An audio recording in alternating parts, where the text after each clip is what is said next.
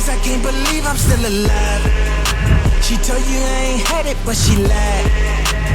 Boy, don't play with me, you know I'm originally from Spain, and I moved here in 2020. I used to fight out of the Spanish theater. My kickboxing coach convinced me to start doing MMA, and that's pretty much how I found out about Death Planet. Order her some fries. Then I ate. Hello, my name is Nacho Parra, and I'm from 10th Planet HQ.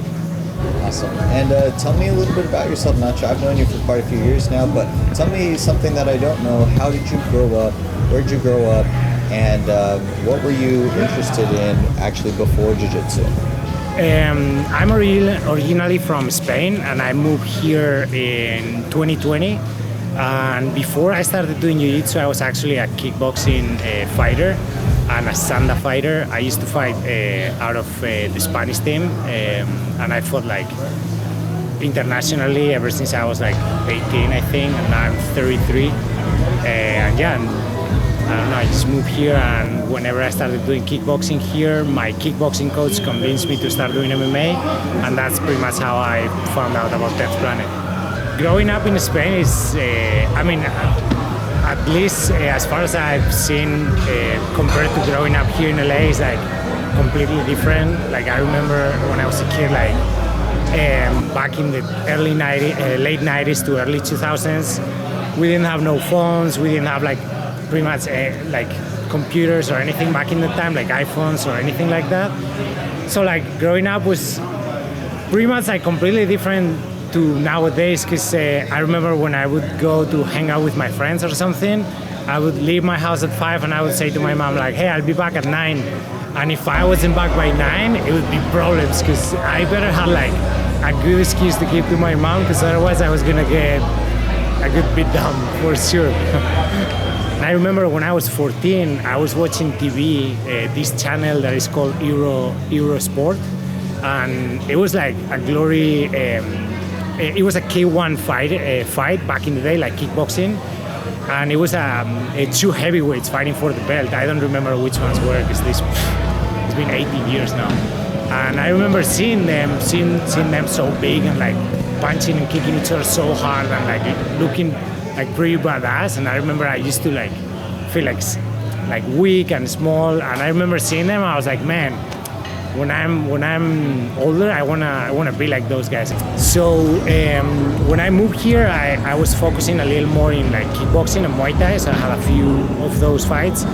And then I found my current MMA gym, which is California Mixed Martial Arts. And unfortunately, ever since I joined, like I've been having like health issues and like injuries and everything. So I've only been able to fight once, and I won that fight by unanimous decision. But it's been like stone after stone that I haven't been able to like fight as much as I wanted to. But I'm actually currently like coming back from an injury, and this tournament is getting me pretty excited. And after this tournament, we'll see if I'll be able to get like 1 or 2 more fights before hanging the gloves for sure. And Eddie knows that I'm more interested in like MMA, so he's always trying to teach me the stuff that he thinks is gonna work the best for MMA. And so far, like, I mean, in my MMA fight, like I was able to use a lot of rubber guard. I was able to like stand up with reverse Heismans and use a lot of stuff that he's teach me. So yeah, his influence for my MMA career has been like pretty big.